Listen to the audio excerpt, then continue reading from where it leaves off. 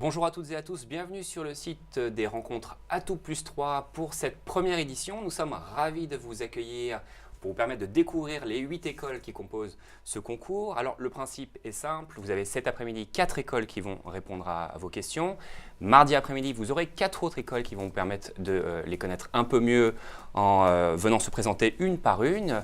Cet après-midi, nous allons commencer par l'école Atlantique de commerce de Nantes et nous sommes ravis d'accueillir aujourd'hui Isabelle Petit. Bonjour. Bonjour. Vous êtes directrice des relations entreprises et à vos côtés Guy Gascoin. Bonjour. Bonjour. Vous êtes le directeur. Et donc peut-être pour commencer un petit mot, une petite introduction de votre école. Merci Thomas. Juste un mot rapide sur l'école. Donc l'école atlantique de commerce est le bachelor de Audencia, du groupe Audencia. L'école a été créée il y a à peu près 35 ans. Quelques chiffres, on a 2200 diplômés, on a 400 étudiants actuellement, donc sur 3 années. Et donc, comme on va en parler tout à l'heure, on prépare des jeunes gens qui sortent du baccalauréat et qui sur 3 ans vont suivre un cursus au sens large du terme commercial. D'accord.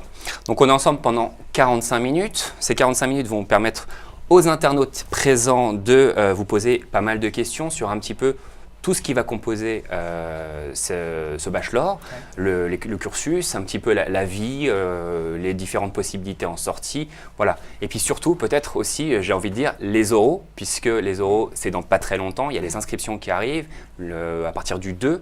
Et je crois que les oraux sont à partir du 9, si je ne me trompe pas. Et peut-être pour commencer, les premières questions qui sont arrivées portent évidemment sur ces oraux. Et il y en a 4. Bali, comment va se passer l'oral? Il complète sa question. Combien de temps ça dure? Est-ce que vous avez des conseils à nous donner pour que ça se passe bien? Cédric pose également une question sur l'oral. Est-ce qu'il s'apparente plus à un entretien individuel ou un oral de culture générale? Et enfin, Émilie, lors des entretiens de personnalité, est-il nécessaire de parler de son parcours jusque-là ou expliquer ses projets à venir suffit au jury pour apprécier le parcours, le niveau de motivation? Je veux bien répondre, Thomas. Eh bien, écoutez, donc, effectivement, dans le concours Atout Plus 3, il y a 2 temps forts. Le premier, ce sont les écrits, tous les candidats les ont passés. Le deuxième, ce sont les oraux. Et je dirais que presque les oraux, c'est le moment le plus important une fois que les écrits sont passés, parce que c'est ce qui va faire et ce qui peut faire la différence. Il y a, à l'école atlantique de commerce, il y a 2 types d'épreuves. Une épreuve qu'on appelle entretien individuel et une épreuve qu'on appelle entretien en anglais. Je commence par l'entretien en anglais parce que c'est la plus rapide, ça dure une demi-heure, un quart d'heure qui est un sujet que l'on prépare et puis un quart d'heure où on passe devant un professeur et on va échanger en langue anglaise bien évidemment sur une thématique. Le deuxième qui est l'entretien individuel qui est celui qui est le plus important en tout cas en coefficient parce que sur les 12 coefficients distribués sur les oraux, 8 sont consacrés à l'entretien individuel. Là, on va attendre pas mal de choses quand on est jury. Ce qu'il faut savoir, c'est que quand on est jury, on a peut-être moins de stress que le candidat, mais on a autant intérêt que lui à ce qu'il soit bon. Donc ça se prépare. Chronologiquement, l'épreuve dure 1 heure. 30 minutes de préparation sur un sujet, on va dire, une thématique générale sur lesquelles les candidats vont plancher, et puis 30 minutes sur lesquelles on va échanger devant un jury de 2 personnes. Qu'est-ce que l'on va attendre? On démarre toujours l'entretien par ce sujet préalable. Le développement par le candidat dure 2, 3, 4 minutes maximum. Et puis après, on va aller sur ce qui intéresse le candidat et ce qui nous intéresse. Qu'est-ce qui nous intéresse? C'est de ne pas nous tromper dans le recrutement. C'est de faire de sorte que les gens qu'on va recruter, ils aient les bons profils et surtout que ce que l'on propose va correspondre à leurs attentes. Donc on va aller sur des questions un peu plus classiques qu'on retrouve dans tous les entretiens, y compris dans les entretiens de recrutement d'entreprise. La première, c'est qu'est-ce qui vous intéresserait de faire plus tard? Même si on sait que quand on a 17-18 ans, on est incapable de nous dire « je serai demain commercial dans le service IBM, etc. » Mais par contre, il est important de savoir qu'on a des envies, des affinités avec le milieu du marketing, avec le milieu du commercial, avec le milieu international.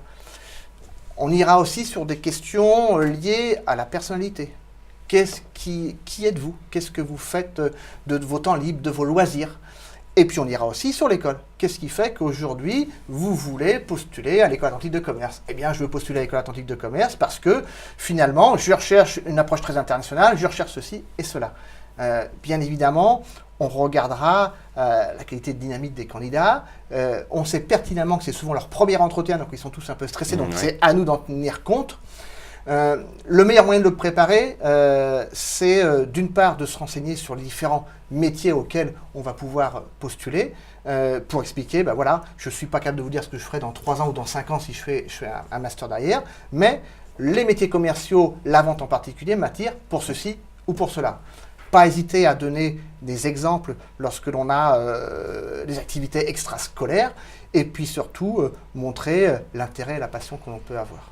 D'accord. Est-ce qu'il y a quelque chose, peut-être ça c'était une question où vous avez un petit peu répondu, vous avez fait, je pense qu'on reviendra plus spécifiquement au travers des questions qui vont arriver, sur les petits points que vous avez évoqué pas mal de choses, notamment la petite chose qui fait la différence dans un entretien, peut-être la petite chose sur laquelle vous, en tant que jury, vous faites plus attention. Est-ce que c'est justement pourquoi est-ce qu'on choisit par exemple votre école pour spécifiquement présenter cet oral, ou est-ce que c'est plutôt sur la personnalité de l'étudiant que vous allez justement plus tiquer? Est-ce qu'il y a quelque chose en particulier qui va retenir votre attention? Est-ce que c'est commun à tous les jurys de votre bachelor?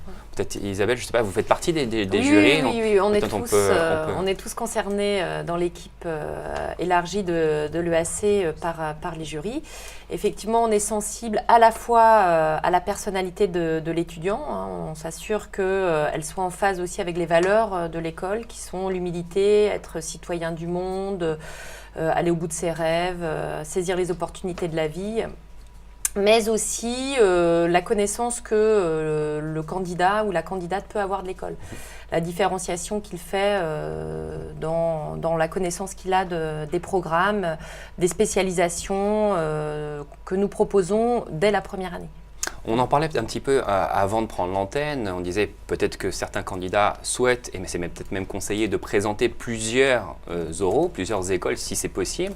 Est-ce que si jamais vous tombez sur un candidat qui n'a pas forcément comme première volonté d'intégrer l'EAC, mais qui le fait dans une suite logique de présentation d'oral, est-ce que c'est quelque chose sur lequel vous tiquez? Est-ce que c'est quelque chose d'important? Est-ce que vous êtes au contraire ouvert et pourquoi pas convaincre? Puisque j'imagine quand même que l'entretien, c'est un échange. C'est pas simplement vraiment pas un interrogatoire sans le prendre comme ça. Voilà. Et donc, comment vous vous placez par rapport à ces profils? C'est un véritable échange et je peux vous assurer que si sur une journée, quand on voit une dizaine de candidats, on n'en prend qu'un seul, ce n'est pas une bonne journée. On a envie d'avoir plus de bons candidats. Après, derrière, un des conseils, et c'est aussi le jeu du recrutement, fait que certains candidats peuvent venir se tester sur une école et avoir une école de cœur en choix numéro 2, mais quelquefois, ces choix-là peuvent se renverser en disant finalement l'école est intéressante par rapport à ce que je veux faire. Là où c'est plus compliqué pour un candidat, c'est lorsque, à la question qu'on peut lui poser, mais pourquoi l'école atlantique de commerce? Et on le voit tous les ans, certains candidats nous disent l'EAC parce qu'il fait partie des 3 meilleurs bachelors de France. Mais qu'est-ce qu'on fait derrière? Je ne sais pas. Ça, c'est pas très valorisant. En comparaison d'un autre candidat qui va venir en disant voilà, moi c'est l'EAC parce que vous faites de l'international, parce qu'il y a un suivi individualisé, parce que vous êtes proche d'entreprise, parce qu'il y a beaucoup de stages, etc., et qui va étayer tout cela. Ça montre l'intérêt qu'il porte à l'école. Donc une connaissance pointue quand même de ce que vous êtes, ce qui fait votre essence est indispensable. C'est indispensable pour montrer sa motivation parce que bien évidemment, on va aussi, c'est un concours, donc le concours ça veut dire que c'est par ordre décroissant, donc il faut être à tout prix dans les premiers. Ouais, c'est le principe, effectivement. Alors, une question plus pratico-pratique. Emma, comment faut-il s'habiller pour un oral? Doit-on serrer la main aux membres du jury? Mais c'est vrai que c'est... Bon, alors, la première partie, on l'entend souvent, la tenue vestimentaire, mais comment on se comporte vis-à-vis d'un jury? Lisa? Eh bien, effectivement, la façon de s'habiller, elle est importante. On ne demande pas à l'étudiant de venir comme il s'habillerait pour un mariage, mais bon, en tout cas, comme il s'habillerait pour un entretien de recrutement. C'est peut-être ça, comme un entretien de recrutement, une tenue dans laquelle l'étudiant, le candidat est à l'aise, mais néanmoins, voilà, semble apprêté, propre. Ça, c'est... un minimum, mais bon, c'est important de le noter. Mais généralement, la plupart des candidats... une tenue de travail, c'est évident qu'il vaut mieux éviter les jeans troués, il vaut mieux éviter les tongs, il vaut mieux éviter... Mais bon, là, par le fond, ils savent très bien comment il faut faire. Et quand ils ne savent pas, ils demandent souvent à papa et maman comment il faut s'habiller. Donc, il vous arrivez de voir des candidats un peu excentrique, je dirais, différent. Et comment vous appréhendez la situation si ça vous est arrivé, si ça vous est pas arrivé? Moi, j'ai pas le souvenir d'avoir vu un candidat excentrique. J'ai pas eu ça, ou ça fait très très longtemps. Quand c'est comme ça, pas d'a priori, donc on va écouter les candidats, on va échanger avec lui, parce qu'au-delà du look, il y a aussi le fond qui est important. Et puis ce qu'il ne faut pas oublier, c'est que les plus jeunes chez nous, on a 25% de nos étudiants, ils ont 17 ans. C'est leur premier entretien, ils n'ont pas tous les codes forcément. Donc il faut qu'on soit attentif à ça. Après, derrière, là encore une fois, en recrutement, il faut rester humble. Il ne faut pas qu'on se trompe. Parce que derrière, il y a des enjeux financiers pour les familles et pour les entreprises qui sont derrière nous. Mais il faut rester humble parce que tous les ans, on se trompe bien sur 2 ou 3 personnes. 2 ou 3 qu'on a prises, on dit tiens, finalement, peut-être qu'on ne les aurait pas prises, ça n'aurait pas été plus mal. Et puis il y en a plein qu'on ne prend pas, mais le jour de l'entretien, ils n'ont pas réussi à nous convaincre. Et nous, on n'a pas forcément été perspicaces. On dit tiens, finalement, celui-ci, il faudrait qu'on le prenne. D'accord. Question de Pauline 37. Est-ce possible d'arriver la veille à l'école pour passer son oral? Est-ce qu'on peut loger chez d'autres élèves? On dit vous occupez des anciens élèves, des stages, de toutes ces choses-là. Est-ce que vous êtes à même de pouvoir répondre à cette question? Alors, on a un groupe d'étudiants de première année qui gère, de première et de deuxième année qui gère l'accueil des candidats quand ils sont dans l'enceinte de l'école, mais nous ne proposons pas de logement préalable. Pas systématique. Voilà. Mais par contre, ils l'ont déjà fait, c'est-à-dire que l'équipe des étudiants qui sont chargés d'accueillir, parce que c'est important d'accueillir les candidats, de les mettre dans les meilleures dispositions parce qu'ils sont tous stressés. Il vaut mieux arriver la veille, effectivement, quand on habite une autre région, pour apprendre le temps de venir à l'entretien, plutôt que d'être en juste à temps et puis se retrouver stressé. Le stress, déjà, l'entretien suffit largement, ça ne sert à rien d'en rajouter. Et les étudiants de l'EAC sont un plaisir d'accueillir les futurs candidats. Essayer de les mettre dans les meilleures conditions, même si c'est effectivement toujours motif de stress, hein, un entretien, un oral, quoi qu'il arrive, quoi qu'on fasse, certains le gèrent mieux que d'autres, mais c'est forcément du stress. Question de Justine, en général, les sujets à préparer à l'oral concernent quel type de sujets? Actualité, généraux, historiques? Ce sont plutôt des sujets d'actualité. On a aussi des sujets des sujets plutôt d'ordre général, mais voilà, il y a toujours un lien avec l'actualité. En tout cas, les candidats ont l'opportunité durant le traitement du sujet de faire un lien avec l'actualité. Pour compléter ce que dit Isabelle, ce qui est important lors des entretiens, c'est d'être curieux. Ça veut dire que quelques semaines, jours avant, il faut lire les journaux, il faut regarder le journal télévisé, il faut aller sur Internet s'informer, parce que lors de l'entretien, à un moment donné ou à un autre, il y a toujours une question qui va être liée à l'actualité, à la curiosité. On ne va pas faire que l'entretien là-dessus, parce que ce n'est pas l'objectif, mais c'est important de voir aussi que la capacité des étudiants à prendre un peu de recul par rapport à ce qui les entoure. Encore plus quand on sort de filière économique et sociale où on doit de fait être intéressé par tout ce qui se passe autour de ça. C'est valable pour les deux exercices, à la fois celui de langue et celui de l'entretien, ou est-ce que c'est... C'est encore plus affirmé sur l'entretien individuel. D'accord. Okay. Qui compose les jurys pour l'oral et combien de temps est-ce que ça dure? Vous pouvez de toute façon, à mon avis, vous êtes tous les deux jurés. L'entretien dure donc une demi-heure de préparation sur le sujet, l'entretien individuel, et une demi-heure d'échange avec le jury. Le jury est composé de 2 personnes qui sont tous des professeurs permanents ou des professeurs, ce qu'on appelle vacataires, de l'école.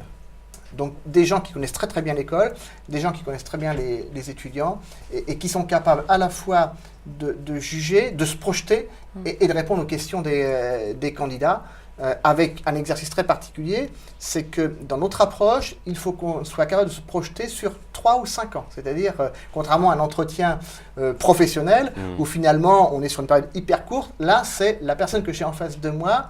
Est-ce que je la vois bien faire les 3 années avec nous? Est-ce qu'on va lui apporter une valeur ajoutée? Et qu'est-ce qu'elle va nous apporter en contrepartie? Parce que vous passerez, on regarde aussi ce que les candidats ou les étudiants vont nous apporter. Et certains sont assez extraordinaires sur la façon dont ils abordent les choses. Ils font des choses vraiment super et super géniales. Certains dans les activités sportives, d'autres activités extrascolaires, associatives, nous expliquent des choses qui, à 17-18 ans, font plaisir à voir. Et c'est généralisé parce que c'est vrai qu'on, vous le disiez tout à l'heure, à 17-18 ans, on ne sait pas forcément ce qu'on veut faire. La difficulté de faire passer des entretiens pour vous, pour ceux qui intègrent des bachelors plutôt que de ceux qui intègrent les écoles plus tard, à Bac plus 3, Bac plus 4, Bac plus 5, où ils savent vraiment, ils savent se défendre. Là, vous avez des gens quand même qui sont face à vous, qui sont a priori bruts. Comment vous gérez cette relation? Est-ce que vous avez, alors vous avez des attentions particulières évidemment, vous essayez de vous projeter, mais malgré tout c'est extrêmement compliqué, non? Par le biais d'un questionnement, on arrive à plus ou moins à faire parler les candidats, même les plus timides, de ce qu'ils ont fait, de leur parcours jusque-là, quelles peuvent être leurs motivations, ce qui les anime au quotidien. Et parfois, effectivement, ce sont des sports, des passions qu'ils ont à côté, dont ils parlent le mieux. Et, voilà. Bon. D'accord. Et le stress alors, vous en parliez tout à l'heure, il y a une question, je suis stressé par l'oral. Que me conseillez-vous pour que ça se passe bien? Est-ce que vous avez un remède miracle pour que ça se passe bien? Il n'y a pas de remède miracle, mais il y a plusieurs approches différentes. La première, c'est si on a bien préparé, étudié le contenu de la formation, si on s'est renseigné auprès de ses parents, de ses amis, de ce que sont les métiers, si on s'est entraîné. Alors, dans la notion, l'entraînement est indispensable, mais il faut rester naturel. C'est ça la difficulté, c'est que lors d'un entretien, il faut quand même rester naturel. Les questions qu'on pose dans l'entretien sont toujours les mêmes d'un entretien à un autre. C'est la façon de les poser qui est un petit peu différente. Après, derrière, pour être déstressé, c'est comme quand ils vont préparer le baccalauréat. On prépare bien en amont pour éviter de se mettre la pression la veille et de regarder la plaquette la veille. Et puis après, c'est d'aller faire un tour, se balader. Si on arrive la veille, venir à Nantes, qui est une super ville, se balader dans Nantes pour découvrir un petit peu ce qu'est Nantes, c'est aussi des arguments qu'on peut mettre en avant dans un entretien et dire voilà, votre ville, au-delà de l'école qui est très intéressante par rapport à mon projet, la ville de Nantes est une ville ouverte et agréable à vivre. Et puis après, là du coup, on a aussi un accueil de nos étudiants qui sont là aussi pour les déstresser, c'est-à-dire pour leur permettre de parler entre deux entretiens, pour boire un jus d'orange ensemble, pour faire de sorte que, eh bien, ils ne soient pas omnibulés par ce stress. Et là, encore une fois, les jurys sont suffisamment aguerris pour savoir que les jeunes sont la plupart stressés. Ça dure 1 ou 2 minutes. Et après, le jeu des questions-réponses fait que ça fonctionne plus. Il n'y a pas de piège. Vous ne cherchez pas nécessairement à piéger. Enfin, nécessairement même jamais, j'imagine. En tout cas, à vouloir absolument... C'est même contraire à la réussite. Pour que ça se passe bien, il faut que les gens soient dans de meilleures conditions possibles. Par contre, si en face de soi, on voit que les personnes ne sont pas préparées et n'ont aucune idée, là, on sera beaucoup plus exigeant et on ira un peu plus dans les retranchements en disant, mais alors, le pourquoi du comment. C'est le seul cas de figure. Peut-être une question sur la préparation de votre côté, c'est-à-dire vous êtes un certain nombre de jurys. Est-ce que vous vous réunissez avant ces oraux pour dire, bah voilà, il faut qu'on c'est ces critères-là cette année qu'on veut, qu'on recherche dans nos jeunes, ceux qui vont nous intégrer. Est-ce que vous avez une espèce de fil rouge commun entre vous? Est-ce qu'après ils diffèrent en fonction de vos sensibilités propres pour chaque jury ou chaque personnalité qui fait passer ces entretiens? Est-ce que vous avez une influence de votre personne ou est-ce que c'est de toute façon calqué et chaque jury qui fait passer un entretien cherche la même chose? Alors pour répondre rapidement, il y a effectivement ce qu'on appelle une commission qui se réunit avant de tous les jurys où on va expliquer, alors on donne des informations très basiques, c'est combien on a de candidats, combien se sont inscrits aux oraux, combien on va ouvrir de places, on rappelle la philosophie, on rappelle ni plus ni moins que ce qu'on vient d'évoquer avec vous, c'est-à-dire voilà ce qu'on attend nous des candidats, mettez-les dans les meilleures dispositions possibles pour les faire s'exprimer, et puis après derrière, une fois que les entretiens sont passés, on échange toujours ensemble. Du reste, les jurys déjeunent toujours ensemble le midi et on échange sur les candidats. Comment ça s'est passé? Est-ce que vous avez vu des bons candidats? Oui, on a vu quelqu'un de génial, de super. Au contraire, non, aujourd'hui c'était un peu plus moyen. Et puis derrière, après, on va nous regarder si sur des jurys, en termes de notation, s'il n'y a pas des gros écarts. Alors, on peut arriver sur une journée à ce que certains aient vu des très bons candidats, puis d'autres des beaucoup moins bons. Si effectivement on se rend compte que sur un jury c'est un peu plus compliqué, dans ces conditions, on sera amené à rediscuter. Mais ce risque-là n'existe pas parce que dans chaque jury, il y a au moins un permanent de l'école qui connaît très bien l'école. D'accord. Vous notez à l'issue de l'entretien ou est-ce que vous repondérez ça le soir en reprenant toutes vos listes de candidats et vous établissez un classement? Chaque jury est autonome par rapport à ça. Donc en général, où ils notent une première appréciation, puis en finale de la journée, ils mettent des notes définitives, où ils font au fur et à mesure, et puis ils regardent. Là, il n'y a pas d'obligation légale en disant il faut ceci et cela. Il faut laisser une marge de liberté au jury. Alors, une question de Manon. Combien d'oraux conseillez-vous de passer? Alors, il y a 8 écoles. Après, on passe 8 euros. Alors, il y a plus que 8 écoles, parce qu'il y a aussi toutes les écoles hautes, Oui, plus 3. C'est vrai. Après, il y a 2 paramètres. Le premier paramètre, c'est qu'il ne faut pas avoir qu'une seule école, ça c'est extrêmement important. Il ne faut pas avoir qu'une seule école, parce que ça permet d'enlever du poids. Il faut avoir des stratégies de repli. Après, derrière, il y a d'autres paramètres que les parents regardent aussi de temps en temps. C'est si vous inscrivez dans plein d'écoles aux 4 coins de la France, mais il y a un coût. Et donc, on fait aussi attention. Je crois quand on commence à avoir 4, 5, 6 écoles, c'est déjà bien. C'est déjà pas mal. Même son de cloche. Tout à fait. Je partage le point de vue. Il y a une question, alors, étrange. Je vous préviens tout de suite. Question d'Alexis. Qu'est-ce qu'un entretien réussi? Un entretien, vous êtes pris. Ouais, c'est pour ça que je dis étrange, parce que forcément, la réponse, elle paraît basique. Et d'ailleurs, de quel point de vue? Est-ce que c'est du point de vue étudiant? Enfin, j'imagine que c'est du point de vue étudiant. Mais comment il peut se sentir vraiment... Entretien réussi, je vais bien répondre, tu pourras compléter. Un entretien réussi, c'est quand, avant de rentrer dans la salle d'entretien, on s'est déjà fixé les objectifs. Et on s'est dit, voilà, moi, ce que je veux leur faire passer comme message, c'est ça, ça et ça. Et qu'à la sortie de l'entretien, on puisse se dire... J'ai réussi à faire passer mes messages et en plus j'ai réussi à répondre aux questions. Je pense que globalement ils ont compris ce que je voulais faire et comme ce que je veux faire correspond à ce qu'ils proposent, je pense qu'il est réussi. Mais on peut très bien réussir l'entretien, comme c'est un concours et que la moyenne générale c'est la moyenne des écrits et des oraux. Ça veut dire qu'effectivement, si on a une très bonne note à l'écrit, on a un petit avantage par celui qui a une note plus que moyenne. Donc, ça peut être réussi sans pour autant être accepté dans l'école. Significatif d'accès à l'école souhaitée. Voilà. Question de Pauline37. Où se situe l'école? Est-ce qu'il y a un campus pour se loger? J'habite à Tours pour l'instant. Voilà. Alors l'école, elle est dans le centre-ville, à côté du tramway, donc elle est très très facile d'accès. Il y a aussi de quoi se garer. On est dans le centre-ville de Nantes et il y a plusieurs endroits où se loger. Enfin, c'est assez vaste. Vous avez une résidence étudiante d'ailleurs sur le site ou est-ce que c'est autour? Non, c'est autour. C'est autour. C'est autour. Alors je ne l'ai pas dit tout à l'heure dans la présentation, mais j'aurais pu le faire. Le groupe Audencia, c'est 3 écoles. C'est Audencia École de Ménagement, qui est sur un campus à Nantes. C'est Sciences Com, une école de communication qui est en plein centre-ville de Nantes. Et c'est l'École Atlantique de Commerce qui est sur un 3e campus, qui est, historiquement parlant, dans les bâtiments de la Chambre de commerce de Nantes. On est dans l'hypercentre de Nantes. D'accord, donc tout confort, toute desserte en tout cas pour se rendre et pour y vivre. Alors, on passe du coup, on a fait pas mal sur les oraux, on va passer peut-être un peu plus spécifiquement sur les programmes de l'École Atlantique de Commerce. Question de Brice Teinturier. Bonjour, la première année, est-ce que c'est un tronc commun et qu'est-ce qu'on y apprend? Alors la première année, effectivement, on pose là les fondamentaux pour comprendre le fonctionnement d'une entreprise. Et alors, qu'est-ce qu'on y apprend? On a un enseignement intensif des langues puisque dès le second semestre, l'ensemble de nos étudiants partent en stage d'expatriation dans un pays non francophone. Donc, nos premières années, quand ils arrivent, passent sur une semaine, plus d'une journée, ils passent même une journée et demie sur l'enseignement des langues, anglais plus deuxième langue. On a aussi des cours de marketing, bien sûr, mix.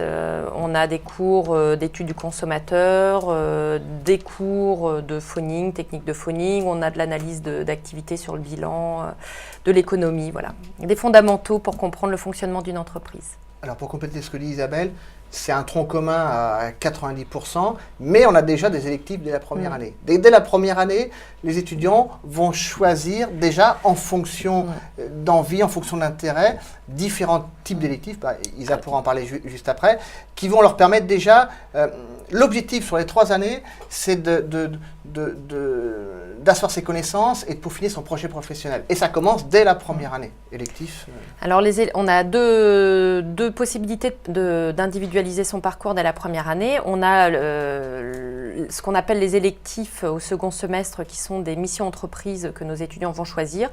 C'est-à-dire qu'ils vont réaliser une mission pour le compte d'une entreprise en groupe, tutorée par un professeur, une commande réelle, soit la gestion d'un projet événementiel, soit une étude de marché quantitative pour une entreprise, un créateur ou une entreprise qui veut lancer un nouveau produit, un nouveau service sur le marché. soit une mise en pratique des techniques commerciales sur le terrain, ce qu'on appelle un training vente. Ça, c'est la partie électif au second semestre, mais dès le premier semestre, on a aussi des étudiants qui peuvent choisir des options qui sont possibles. On a des options en langue, italien, chinois, arabe. On a du théâtre, on a de la photo, voilà, tout ce qui peut aussi dans un cursus apporter un plus en fonction du projet professionnel de l'étudiant. Là, je pense à la photographie pour quelqu'un qui a des envies de se spécialiser derrière en communication. Ça peut être intéressant d'avoir eu cet aspect-là un peu créatif ou dans le marketing aussi. Pareil dans le théâtre pour aller un peu plus loin que ce qu'on propose déjà sur la prise de parole en public. Ce qui peut être un peu différent par rapport à ce que l'on vit quand on est en terminale, c'est donner du sens aux choses. C'est-à-dire que souvent, lorsqu'on échange avec les étudiants, comme vous avez vécu votre année de terminale, filière ES, filière S, souvent ils nous disent, ben voilà, on a fait pas mal de choses, mais à quoi ça va nous servir plus tard? Ça sert en tout cas à rentrer à l'EAC, ce qui est déjà, avoir le baccalauréat, à rentrer à l'EAC, ce qui est déjà beaucoup. C'est vrai. Là, on travaille toujours à l'École Atlantique de Commerce en partant de la théorie, et on utilise la théorie pour aller sur de la pratique, on utilise la pratique pour remonter sur la théorie. C'est-à-dire que quand on fait un cours d'études de marketing, on sait qu'on va l'utiliser demain sur une application très concrète. Donc ça permet de donner du sens, et quand on a le cours derrière, on peut poser des questions, on dit voilà, on a rencontré, c'est ça en groupe, telle difficulté, comment est-ce qu'on peut faire pour le résoudre? Et on avance comme ça au fur et à mesure. Et ça permet de donner du sens, et quand on donne du sens aux choses, on apprend beaucoup plus facilement. Vous avez parlé d'électifs et de modules complémentaires qu'on pouvait intégrer au cours de la première année. La question d'Arnaud B, c'est en quelle année est-ce qu'on doit se spécialiser? Est-ce que ces électifs, ça forge déjà une spécialisation, ou est-ce qu'on a des choix plus tracés à faire à un autre moment? Alors on a des choix à faire en fin de deuxième année pour une spécialisation en troisième année. Là, actuellement, justement, nos deuxièmes années choisissent leur filière de spécialisation pour la troisième année. Et alors, parfois, ils argumentent sur les choix qu'ils ont faits en première et en deuxième année sur leurs électifs pour venir compléter, asseoir les choix qu'ils font pour la troisième année. Mais on a des spécialisations métiers qui ont lieu en troisième année, soit sur site, soit à l'étranger dans une de nos universités partenaires. On a une grande diversité de spécialisations. Est-ce qu'on peut en parler, ou est-ce que c'est peut-être un peu trop vaste pour qu'on puisse en parler maintenant? On peut déjà en parler. On a des spécialités en lien nécessairement avec l'international, puisqu'on a une filière qui s'appelle International Development et on a une option export ou une option import dans cette filière-là. Celle-là, elle est sur site à l'EAC. Elle est 100% anglophone, c'est-à-dire que 100% de la filière, pour 100% de la filière, les cours sont en anglais. On a aussi une filière marketing communication, on a aussi une filière entrepreneuriat, puisqu'on a des étudiants parfois, mais aussi beaucoup de diplômés qui ont des velléités de création ou de reprise d'entreprise. Et on a une filière management commercial qui existe en format initial, mais aussi en format alternance en troisième année. Et autrement, on a 3 filières, par exemple l'année prochaine, qui sont basées à l'étranger. On en a une à Londres, une autre à Dublin et une autre en Allemagne. Oui, pas mal, voilà. Belle destination. Est-ce que votre école a une particularité des programmes que l'on ne retrouve nulle part ailleurs? C'est pour voir le côté vraiment spécifique de l'École Atlantique de Commerce. Alors, la particularité des programmes, elles sont déjà dans ce qu'a dit Isabelle. La particularité, elle est surtout liée à l'accompagnement tout au long du cursus. C'est-à-dire que, et ça c'est extrêmement important, ils sont très jeunes, ils arrivent, ils ne savent pas trop ce qu'ils vont faire dans 3 ans. À nous de les accompagner au fur et à mesure de leur cursus. Et ce qui est intéressant à l'EAC, c'est qu'il n'y a pas 2 chemins identiques. C'est-à-dire que autant en première année, on a effectivement une grande partie de tronc commun, mais dès deuxième et troisième année, en fonction des échanges qu'on a pu avoir avec la responsable qui va s'occuper de la partie développement personnel et professionnel, on va choisir plutôt un parcours très international, plutôt un parcours plutôt, on va dire, corporate. On va l'amplifier en troisième année avec une filière métier. Et puis on va, avec tout ça, s'expérimenter, se dire finalement, ça me plaît et je continue à poursuivre dans ce domaine-là, ou au contraire, ça ne me plaît pas et je vais changer de voie. Donc la particularité, c'est la proximité qu'on peut avoir. Ce n'est pas toujours le cas avec les étudiants. Je vous ai dit tout à l'heure, 400 étudiants. Entre le corps professoral et les permanents, c'est 22-28 personnes qui s'en occupent quasiment au quotidien. Donc ça veut dire que quand on a alors, on ne fait jamais à la place des étudiants. Ça, c'est un principe de base, c'est-à-dire qu'on va les accompagner, mais on ne le fait jamais à leur place. Mais quelqu'un qui a des questions sur le stage d'expatriation, dont on pourra reparler tout à l'heure, il va aller voir une des collaboratrices de l'EAC dont le job, entre autres, c'est ça, et qui va l'aider et l'accompagner et lui dire voilà comment vous pourriez faire, etc. etc. Même chose pour les stages en France, etc. Donc la particularité, c'était proximité avec l'équipe pédagogique au sens large du terme, la construction de son projet professionnel, et puis derrière, la proximité avec les chambres de commerce et d'industrie qui font qu'on est très très proche des entreprises. L'aspect humain, donc l'aspect relationnel qui est prédominant. C'est une école à taille humaine. On l'a pas dit tout à l'heure, donc l'année prochaine, on aura 170 étudiants en première année. Mais ils ne sont jamais en promotion complète. Ils vont être en 6e de promotion, donc par petit groupe d'une 30-32. Et en cours de langue, ils sont en 12e de promotion. Donc vraiment des tailles humaines en ce qui concerne les cours. Et puis derrière, les équipes comme Isabelle, et directrice aussi des études, connaissent le nom de tous les étudiants. On va vous faire quand même les 400 on sait qui aujourd'hui. Ça, c'est important. Quelle qualité faut-il avoir pour réussir son bachelor? Question de Dorian. Est-ce que c'est les mêmes qualités que quand on passe son entretien de recrutement? En tout cas, les valeurs que j'ai précitées tout à l'heure, elles sont importantes tout au long du cursus, puisque à la fois l'humilité, on y est très sensible justement tout au long de l'école pour s'assurer que les étudiants se donnent les moyens, saisissent toutes les opportunités qui leur sont offertes et transforme l'essai. C'est vrai que c'est important puisque depuis que la réforme LMD a été mise en place, chaque année vaut 60 crédits. Et effectivement, c'est important de travailler, de ne pas faire d'impasse sur des matières. Donc il faut être suffisamment investi dans chacune des matières. Une matière ne pourra pas venir en compenser une autre. Voilà, donc on va dire une qualité d'investissement et de travail, en tout cas au quotidien est nécessaire. Ce n'est pas parce qu'on est rentré qu'on va nécessairement en sortir diplômé. C'est important de le savoir avant de rentrer. La finalité, c'est pas d'y accéder. Voilà.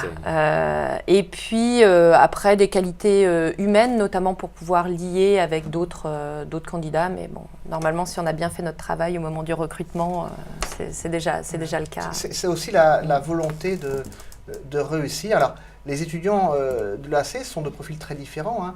On a 60% qui sont des filières ES, on a 30% qui sont des filières S, et puis on a 10% qui sont des filières techniques ou L. Et c'est la richesse de l'école. Certains ont déjà un petit avantage, une petite avance dans le domaine de l'économie, mais d'autres c'est dans le domaine des mathématiques et d'autres c'est dans le domaine du marketing. Et ce qui est important dans les écoles, en tout cas particulièrement à l'EAC, c'est qu'il y a un système d'abord de fierté d'appartenir à l'école et puis après d'entraide. C'est-à-dire quelqu'un qui est un peu moins doué en gestion, il est capable d'aller voir une personne de l'équipe qui va l'accompagner, ou un professeur, mais est capable d'aller voir un de ses copains et ils vont passer une heure ensemble pour préparer telle ou telle épreuve. Ça, c'est important, cette notion d'entraide. Et ce qui est important également, c'est la notion de travail de groupe et de travail d'équipe. Donc, quand on parlait tout à l'heure des missions entreprises, on en fait beaucoup à l'EAC, on fait beaucoup de soutenance à l'EAC, parce que demain en entreprise, il faut avoir du potentiel, mais ce n'est pas forcément celui qui est le premier de la classe et qui travaille tout seul dans son coin qui sera apprécié. Loin de là, et Dieu sait si on côtoie des DRH et des directeurs commerciaux et marketing. Il faut du potentiel, bien évidemment, mais il faut aussi être capable de travailler en équipe et être capable d'être complémentaires les uns par rapport aux autres. Et c'est ça qu'ils apprennent au fur et à mesure des 3 années. Alors, avec ce que l'on vit dans la vie d'entreprise, c'est-à-dire qu'il y a des jours où c'est plus compliqué parce que sur un groupe de 4, il y en a 3 qui bossent et 1 qui ne bosse pas. Eh bien, on s'arrange pour faire de sorte que tout le monde bosse. Et puis, quand on présente devant un jury composé et de permanents et de professionnels, eh bien, on va essayer de faire du mieux possible. Voilà, d'accord. Des qualités qu'on n'a pas forcément à l'entrant, mais qu'on développe aussi au fur et à mesure de son cursus. Question de Grigny, est-ce qu'il est possible de faire 1 an ou plus à l'étranger, donc en stage, en césure, peut-être. Alors c'est possible de faire même jusqu'à 3 ans en fait à l'étranger. Dans le cursus normal, donc l'étudiant passe 3 ans pour obtenir son bachelor.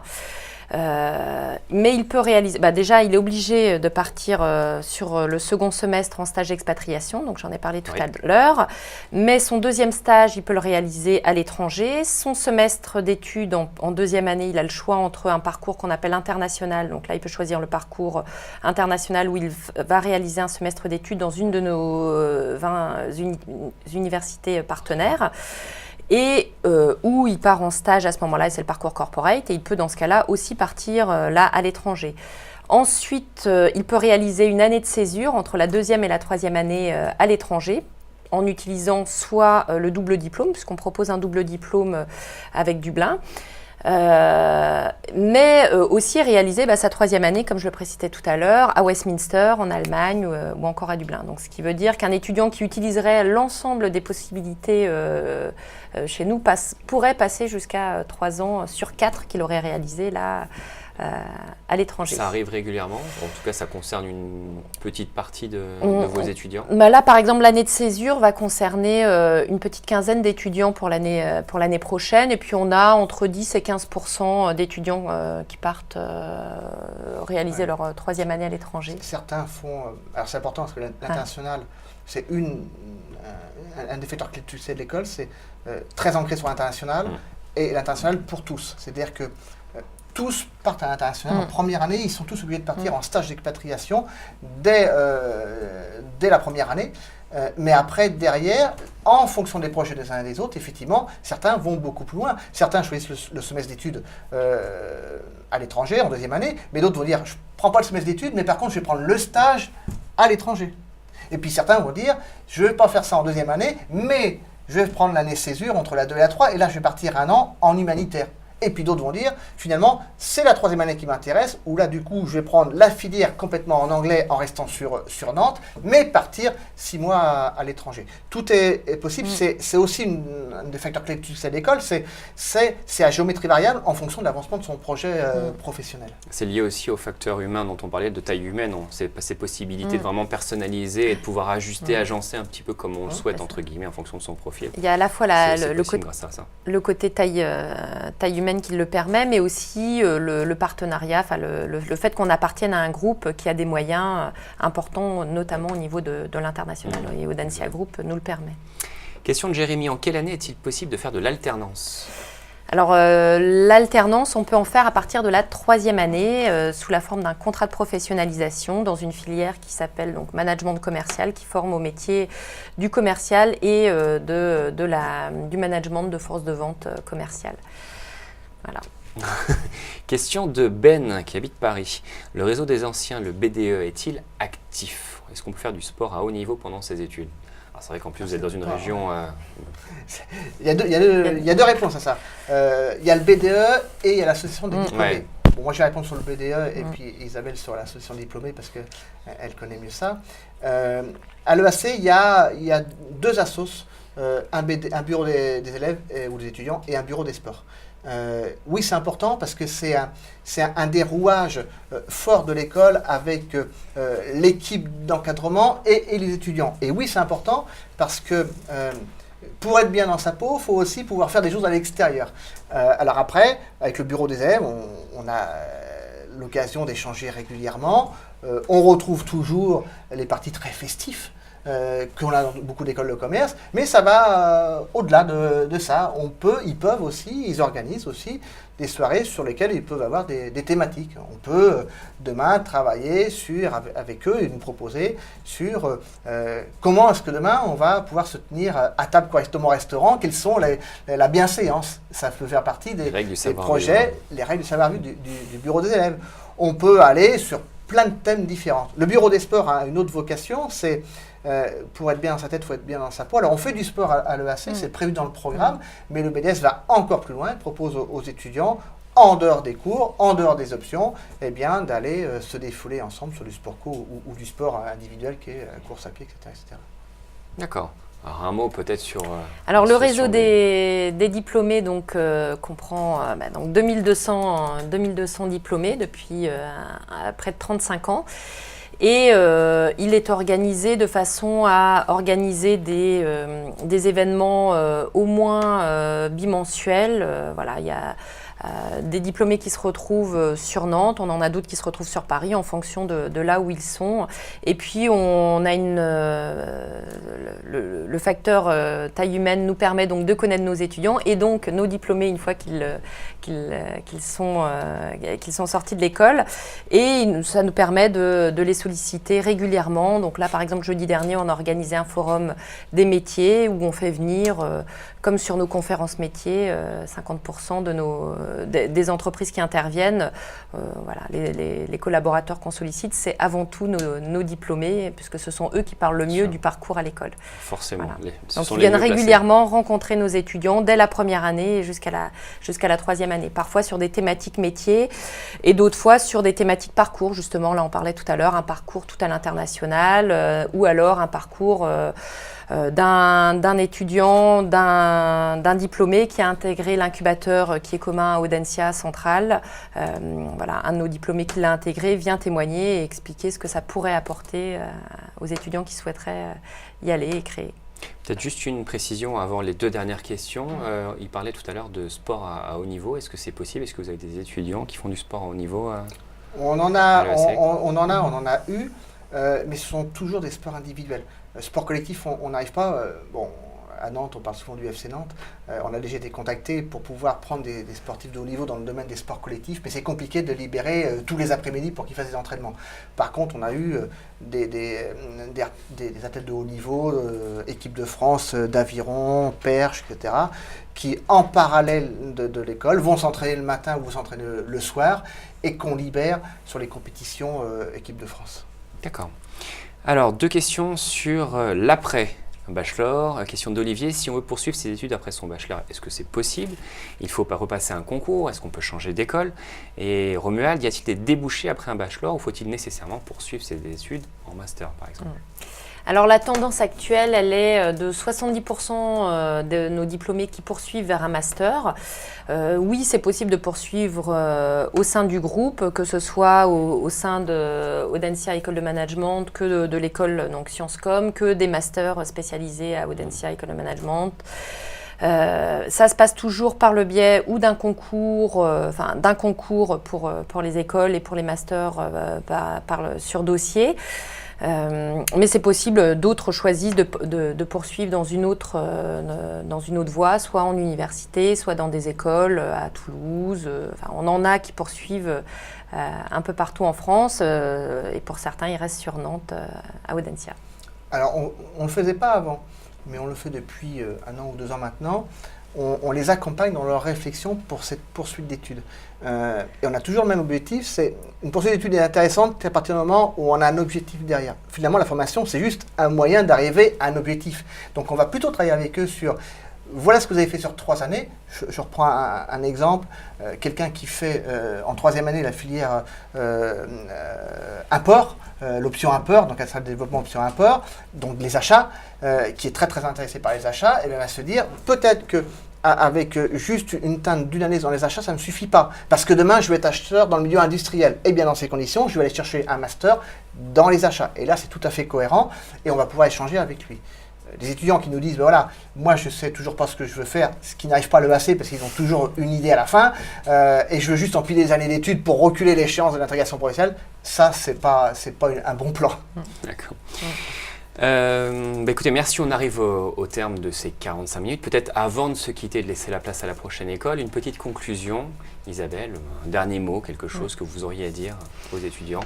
Bien, merci de nous avoir suivis, de nous avoir écoutés. Nous restons disponibles et à votre écoute pour de plus amples renseignements à l'école. Voilà. Guy, aussi également. Un dernier mot de conclusion. Je pense que surtout ce qu'on a pu présenter cet après-midi, ce qu'il faut retenir, c'est qu'il y a une diversité dans les programmes qui permettent à chacun d'y retrouver son compte. Et puis surtout dans le choix d'une école, il faut prendre du plaisir. C'est-à-dire que au quotidien, il faut avoir envie, être heureux de venir dans une école et se dire super, le matin j'arrive, j'apprends des choses que je vais pouvoir utiliser ou aujourd'hui, ou demain, ou après-demain. Et c'est extrêmement important de choisir et de mettre en vœu 1 dans APB son école de cœur. D'accord. Merci à tous les deux. Merci Thomas. De votre disponibilité et Thomas. puis de vos conseils. Merci à tous les étudiants qui sont venus et qui ont posé des questions. Donc rendez-vous dans un petit quart d'heure avec l'ESC Dijon. On poursuivra les questions sur les oraux évidemment et sur la présentation des écoles. À très bientôt. Au revoir. Au revoir.